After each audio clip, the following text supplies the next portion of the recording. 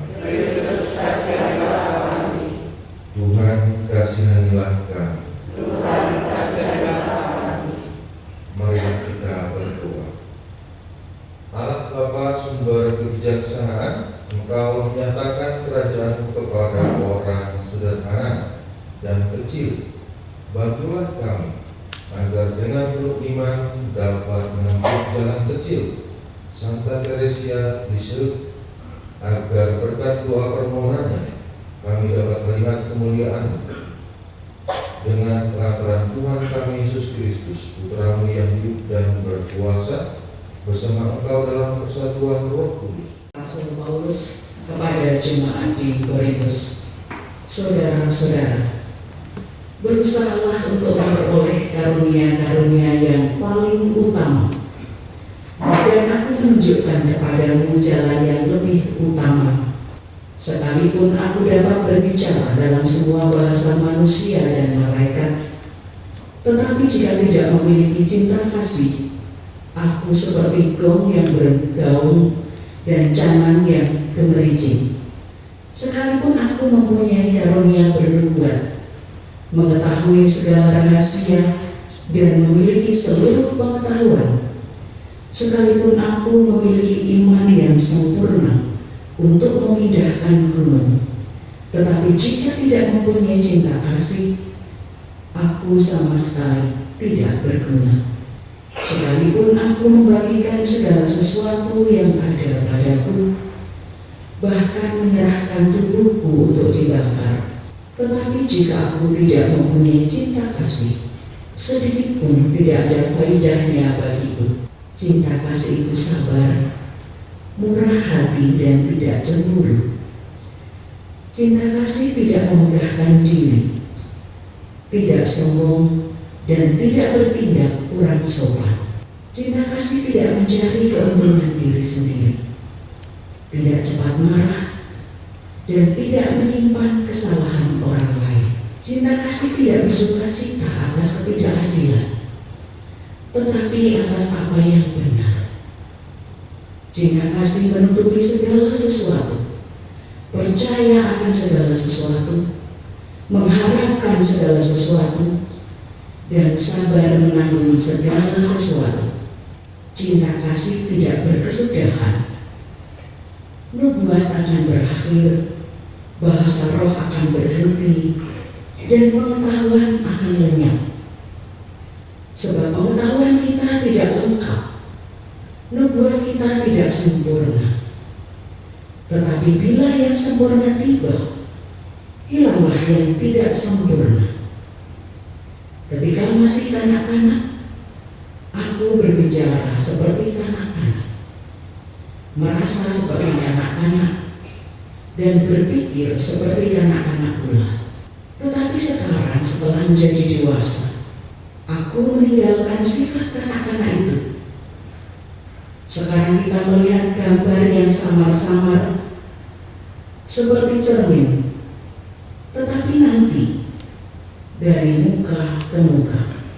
Sekarang aku mengenal secara tidak sempurna, tetapi nanti aku akan mengenal dengan sempurna, seperti aku sendiri dikenal. Demikianlah sabda Tuhan. Jagalah aku dalam damai-Mu ya Tuhan. Jagalah aku dalam damai-Mu ya Tuhan. Tuhan, aku tidak tinggi hati dan tidak memandang dengan sombong. Aku tidak mengejar hal-hal yang terlalu besar atau hal-hal yang terlalu ajaib bagiku. Jagalah aku dalam damai-Mu ya Tuhan. Sungguh, aku telah menenangkan dan mendiamkan jiwaku, seperti anak yang disapih berbaring dekat ibunya. Ya, seperti anak yang disapih, jiwaku dalam diriku. Jagalah aku dalam damai-Mu ya Tuhan. Berharaplah kepada Tuhan, hai Israel, dari sekarang sampai selama-lamanya. Jagalah aku dalam damai-Mu ya Tuhan.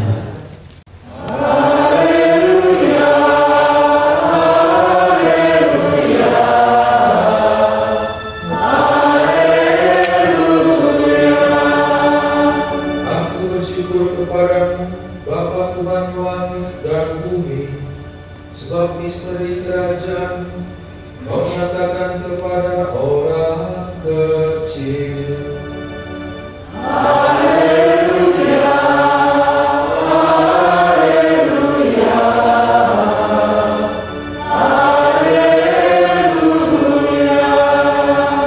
Tuhan bersamamu dan bersamamu. Inilah Injil Yesus Kristus menurut Matius. Dimuliakanlah Tuhan. Sekali peristiwa, datanglah murid-murid kepada Yesus dan bertanya, siapakah yang terbesar dalam kerajaan surga? Maka Yesus memanggil seorang anak kecil dan menempatkannya di tengah-tengah mereka, lalu berkata, Aku berkata kepadamu, sungguh, jika kamu tidak bertobat dan menjadi seperti anak kecil ini, kamu tidak akan masuk dalam kerajaan surga. Sedangkan barang siapa merendahkan diri dan menjadi seperti anak kecil ini, dialah yang terbesar dalam kerajaan surga. Barang siapa menyambut seorang anak seperti ini dalam namaku, ia menyambut aku. Demikianlah Injil Tuhan.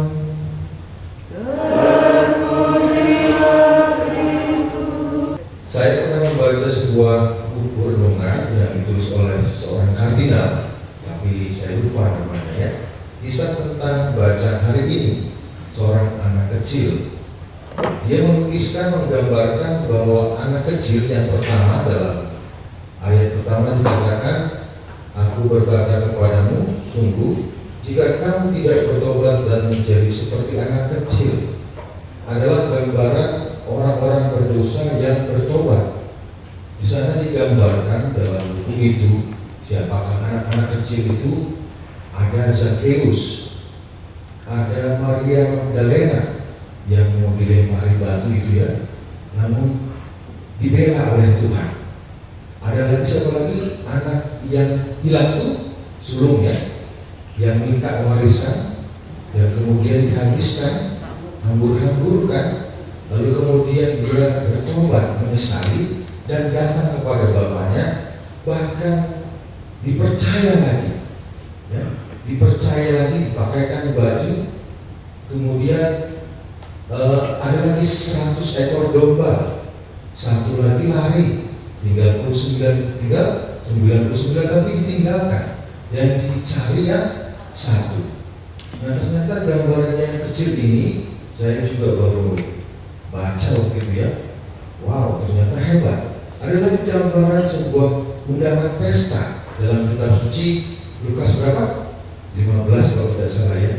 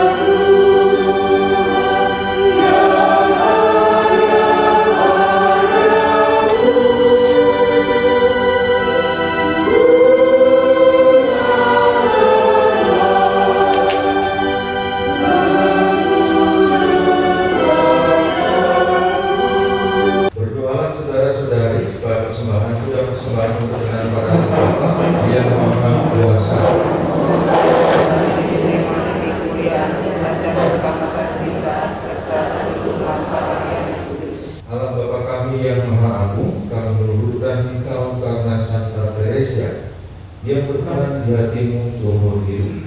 Maka kami mohon dengan rendah hati namun mantap, semoga kebaktian kami Engkau terima juga dengan rela hati demi Kristus Tuhan dan pengantara kami. Amin. Tuhan bersamamu. Marilah mengarahkan hati kepada Tuhan. Marilah bersyukur kepada Tuhan Allah kita. Sungguh pantas dan benar, layak dan menyelamatkan bahwa kami selalu dan dimanapun bersyukur kepadamu, Bapa yang kudus, dengan pengantaran Putramu yang terkasih, Yesus Kristus Sabda. Melalui Dia Engkau menjadikan segala sesuatu. Dialah yang Kau utus kepada kami sebagai juru selamat dan penebus, yang menjadi manusia dari Roh Kudus dan dilahirkan oleh perawan, seraya melaksanakan kehendak-Mu dan memperoleh umat yang kudus bagimu. Dia merentangkan tangan ketika menderita untuk melepaskan belenggu maut dan menyatakan kebangkitan. Sebab itu, bersama para malaikat dan semua orang kudus, kami maklumkan kemuliaan-Mu dengan satu suara berseru, Kuduslah Tuhan, Allah segala kuasa, surga dan bumi penuh kemuliaan. Terpujilah Engkau surga, diberkatilah yang datang dalam nama Tuhan, terpujilah Engkau di surga. Sungguh kuduslah Engkau Tuhan, sumber segala kekudusan, maka kami mohon kuduskanlah persembahan dengan pencurahan Roh-Mu, agar bagi kami menjadi tubuh dan darah Tuhan kami Yesus Kristus.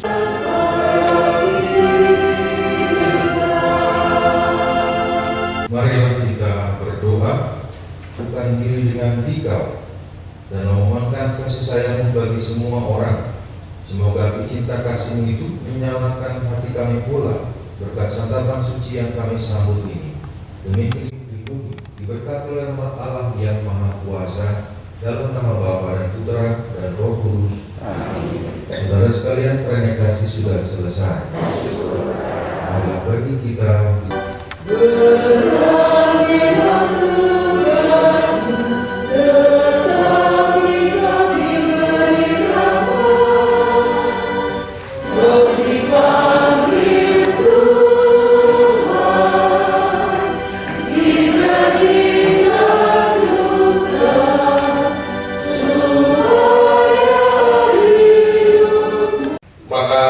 boleh kita memberikan tepuk tangan yang meriah untuk Bapak Theo yang akan menuju kita dalam sesi ketiga ini. Waktu dan tempat sebenarnya saya berikan kepada Pak Theo. Saya diberi gaya bahasa.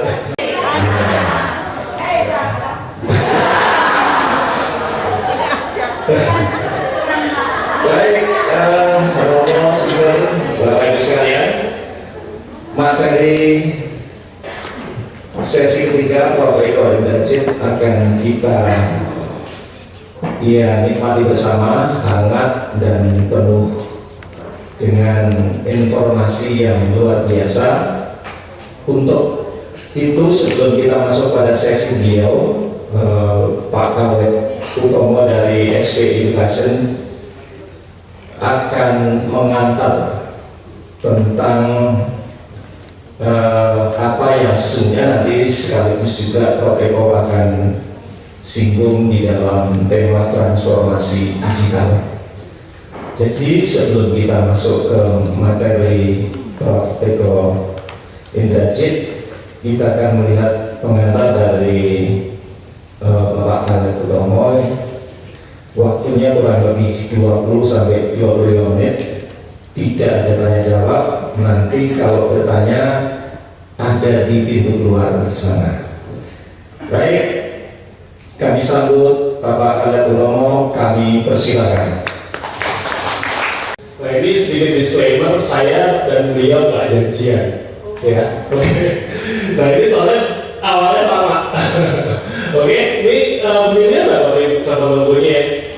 Oke ya, isi ya tahu ya, jualan laptop, printer, gitu. Tapi hari ini kita nggak ngomong mengenai produk atau device HP, tapi kita ngomong mengenai inisiatif HP di dunia pendidikan, karena kita merasa punya tanggung jawab untuk di Indonesia, terutama di dunia pendidikan. Nah ini ya sama ya, kayak Linus, tahu nggak? HP itu salah satu startup pertama tahun 39 di Silicon Valley, ya, di Palo Alto, ya, Google, Apple, ya, ini sama mulanya di garasi tahun 39. Jadi kalau boleh nyambung sedikit, itu Steve Jobs pada saat dia bikin Apple komputer itu si Hewlett sama Packard yang ngasih device-nya. Boleh dicari di Google, ya. Oke, itu sedikit opening. Nah ini tadi kan saya bilang sustainability ya, jadi kita pengen salah satu yang kita menjadi fokus adalah di pendidikan. Nah ini Bapak Ibu kalau berkenan boleh scan, jadi kita ini CSR kita ke pendidikan di dunia, jadi kita punya yang namanya HP Online Teaching Assistant. Nah ini di sini kalau Bapak Ibu nih, misalnya kan kemarin di pandemi kita online ya semuanya. Nah ini di sini ada video based training. Mulai dari awal sampai advance itu totalnya ada 38 video, itu free. Ada dua environment, ada environment Google, ada environment Microsoft gitu. Jadi boleh nanti di depan ada share juga, kalau sekarang mungkin agak dulu nggak apa-apa gitu. Tapi ini free, totally free, nggak perlu daftar gitu. Jadi free, langsung bisa masuk sini. Ini salah satu komitmen kita juga buat dan ini bahasa ya Bapak Ibu ya, Bapak Ibu gitu. Kita di negara Asia Pasifik pertama yang fasilitasi ini gitu. Oke. Nah yang mungkin hari ini yang saya bawakan akan judulnya menjadi HP Classroom of the Future gitu ya. ya. Kemarin kayaknya Prof. Andreas bilang, oh iya nih bahwa di kelas itu harus foster a lot of new 21st century skill, collaboration, communication, problem solving, dan lain-lain ya. Nah itu sebenarnya harus didukung dengan berbagai hal. Nah ini yang akan saya ceritakan hari ini. Jadi saya akan mulai ya. Saya udah lama di dunia pendidikan, kebetulan sebelumnya saya di organisasi multinasional yang namanya Pearson. Saya baru join HP kira-kira satu tahun gitu ya. Saya hobinya sepedahan, tapi karena udah lama sepedahan, udah 20 tahun Bapak Ibu, jadi sekarang udah nggak mau terus sepedaan di jalanan. Jadi saya sekarang ada istilahnya ultra cyclist. Jadi saya sepedaan misalnya dari Jakarta ke Jogja, gitu 600 kilo dalam waktu 3 hari. Betul ya? Baiklah, senang sekali saya berada di sini setelah ketemunya cuma di Zoom mungkin. Nah, ada selama 2 tahun ikutin Zoom? Nah, ini ke atas kan? Nah, sekarang masuk lengkapnya. Baiklah Bapak Ibu sekalian, ngomong-ngomong saya berapa semester Pak? Ngajarnya? Oh, 1,5 jam. Bahkan yang saya mau dikasih ini 2 semester Bapak Ibu. Jadi Bapak Ibu semua dalam 2 semester diringkas jadi 1,5 jam. Jadi persis jam 10 akan saya wisuda dengan predikat kemelut ya. Nah ya 2 semester dari 1,5 jam apa enggak kemelut istilahnya. Nah, kata kuncinya adalah transformasi. Kenapa? Karena banyak sekolah itu mau balik lagi ke zaman sebelum pandemi, ayo ngaku. Betul ya? Betul. Kalau Anda balik lagi seperti zaman sebelum pandemi, siap-siap ditinggal siswanya. Karena sekarang yang terjadi adalah transformasi. Transformasi itu perubahan ke masa depan yang nggak akan balik lagi ke belakang. Ya, kalau kita masih sama sebelum pandemi, siap-siap saja anak-anak akan pelan-pelan pindah ke tempat yang lain. Karena itu terjadi juga di berbagai tempat perusahaan, organisasi, sekolah, kampus, dan lain sebagainya. Nah, sudah selesai diberikan mengenai pedagogi, mengenai teknologi. Nah, saya akan mencampurnya itu. Karena yang penting sekarang adalah zaman-zaman sekarang yang harus dipelajari oleh guru-guru, kepala sekolah, yayasan adalah yang namanya ilmu cybergogi. Nah, tidak cybergogi. Cybergogi itu gimana caranya ngajarin anak-anak di era yang materi yang mau diajarkan sudah ada semua di internet. Dan yang di YouTube lebih menarik dari guru-gurunya. Nah, itu ilmu cybergogi. Jadi apa yang harus dilakukan guru-guru kita ketika semua yang mau diajarkan sudah ada di internet, dan menurut anak-anak yang di internet lebih menarik dari gurunya. Nah, itu aja. Artinya kita tidak mengajar lagi, guru-guru kita harus menguasai ilmu cyberpedagogi untuk SD, SMP, SMA. Ya, cyberpedagogi itulah ilmu baru yang harus dikuasai. Oleh karena itu saya akan mulai. Tadi yang disampaikan itu adalah lagunya istri saya. Saya mau ngetes dulu apakah Bapak Ibu tahu lagunya almarhum Arya. Oleh karena itu saya akan mendengar ujian lagu. Saya pengen tahu Anda berada di level berapa. Arianto menulis berapa lagu? Dia banyak biro 1.000 lagu. Arianto membuat 1.000 lagu, dan banyak yang tidak tahu lagu berikut ini adalah karya beliau. 1, 2, 3.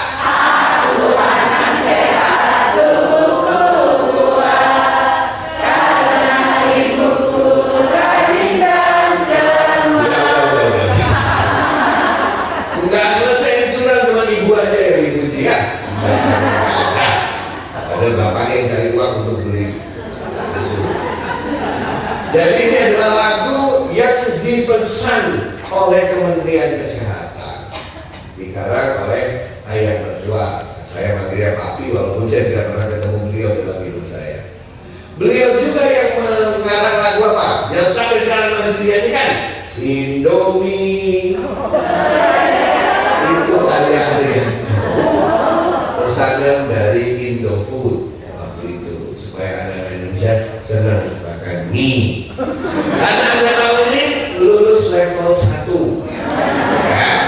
Siapa yang kedua? Langsung nyanyi, gak usah kasih kado. 1, 2, 3.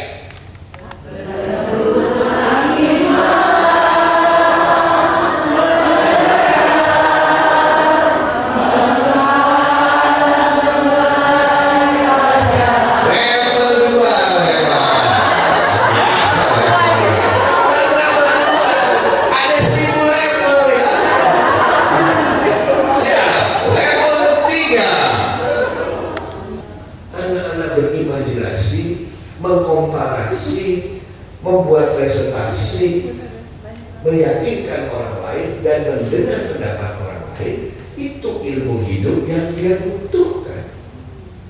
Nggak peduli merepotin nada apa berada itu udah ada. Tapi kita punya konteks di situ yang membuat mereka seperti itu. Betul ya? Banyak guru sekarang udah pinter. Mau bikin matematika contoh yang sulit dia tulis di Google. Soal matematika yang sulit, enter. Sudah kan dulunya siswanya pintar suster. Jawaban matematika soal yang sulit, enter.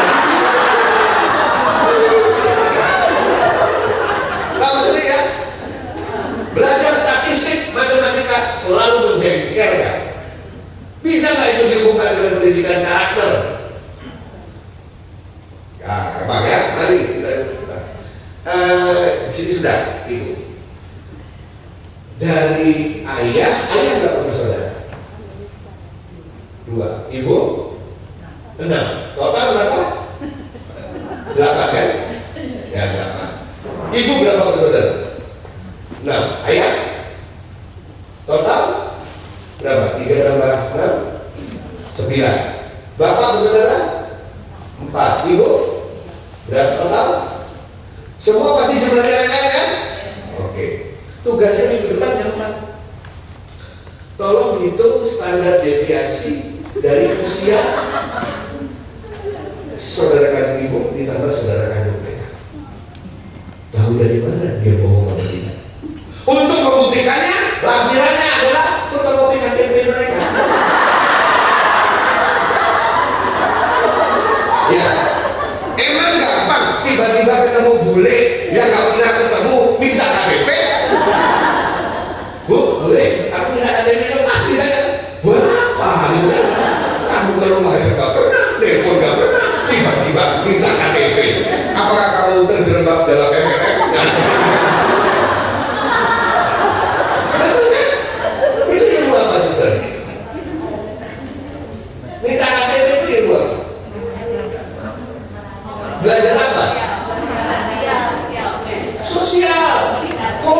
Suami yang benar berapa?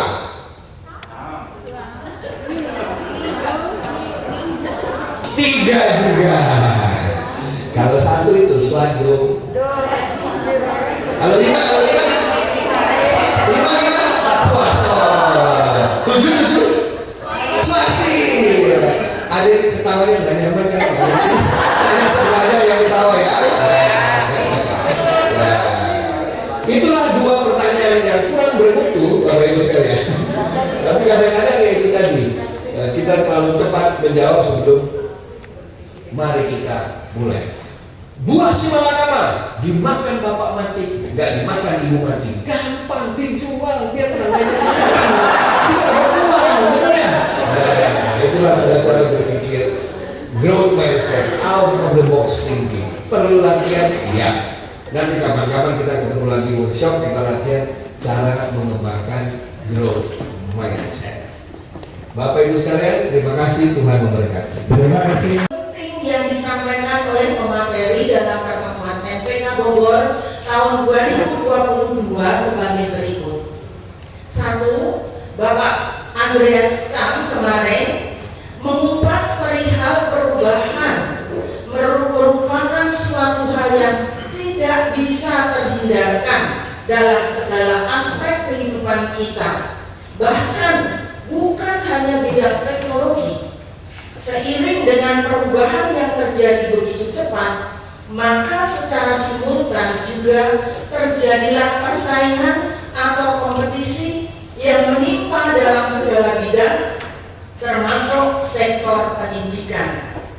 Kita berada pada industri 4.0 dan sebagian negara sudah masuk dalam era society 5.0 atau masyarakat super pintar yang digagas oleh Jepang. Masyarakat 5.0 merupakan masyarakat yang berpusat pada manusia. Bahwa gereja melayani banyak orang. Maka dari itu saya juga mengajak bahwa perubahan dan juga kecepatan itu pasti terjadi. Tetapi satu hal yang tidak bisa kita tinggalkan adalah tugas seorang Kristiani mewartakan kabar gembira. Semoga dengan kehadiran lembaga pendidikan Katolik kita bisa bersama-sama dalam karya dan tugas pelayanan kita menghadirkan kabar gembira dalam lembaga pendidikan. Permohonan maaf jika ada kekurangan di dalam pelayanan kami. Dan seperti kemarin saya mengetuk Palu untuk membuka, sekarang saya ketuk Palu untuk membuka. Terima kasih. Sukses untuk kita semua LPA di Joshua Bogor. Lindungilah kami, jagalah kami, janganlah kami agar jangan sampai mendapatkan hal-hal yang mengganggu dalam perjalanan. Semoga kami dapat selamat sampai tempat tujuan kami. Kami mohon berkat-Mu untuk kami semua dalam nama Bapa dan Putra dan Roh Kudus. Amin. Tuhan memberkati. Terima kasih. Terima kasih.